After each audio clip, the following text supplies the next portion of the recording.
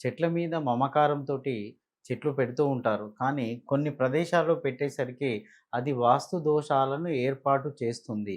దీని మీద చాలామందికి అవగాహన ఉండదు. సో, నేను వెళ్తున్నప్పుడు ఎక్కడెక్కడ కనబడుతూ ఉంటాయో చెప్తాను. దానివల్ల జరిగే నష్టాలేంటో చెప్తాను. అసలు ఎక్కడ పెడితే బావుంటదో కూడా ఈ వీడియోలో చర్చించడం జరుగుతుంది.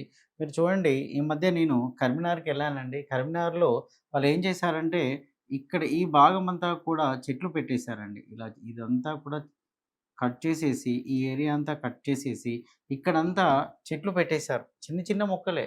చెట్లు పెట్టేశారు. దీంట్లో మట్టి ఏశారు. ఇదంతా ఫ్లోర్ ఉందండి. ఇదంతా ఫ్లోర్ ఉంది. ఇది కాస్త డౌన్ ఉంది.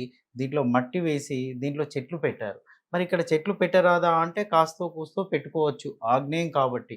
మరి ఎత్తైన చెట్లు పెట్టడానికైతే వీల్లేదు. కానీ వారు అందం కోసం పెట్టారు. గులాబీ చెట్లు పెట్టారు. మందార పెట్టారు. సరే, ఎరుపు చెట్లు పెట్టాలని చెప్తూ ఉంటే మేము పెట్టామంటే వాస్తవమే. చెప్పిన వాళ్ళు కరెక్టే. వీళ్ళు పెట్టింది కరెక్టే.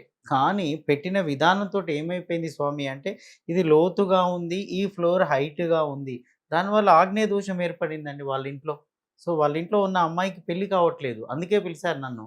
నేను సింపుల్‌గా ఇది మాత్రమే ప్రాబ్లమ్ అన్నాను. అదేంటి స్వామి ఇది ప్రాబ్లమ్ అని చెప్తారేంటి అంటే, అవునమ్మా అది చేసిన మాయ. అది ఎన్ని రకాలుగా ప్రాబ్లమ్ చేసిందో చూడండి. హైట్ పాయింట్ ఆఫ్ వ్యూలో చూస్తే డౌన్ అయిపోయిందండి. సో, ఆగ్నేయ దోషం ఆ విధంగా ఏర్పడుతుంది. ఇంకొకటి